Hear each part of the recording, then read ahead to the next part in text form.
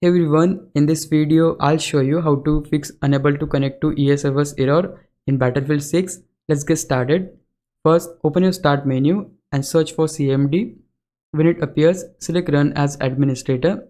Once the command prompt opens, type ipconfig space / DNS and then press enter, and this will clear your DNS cache. It often fixes common network issues.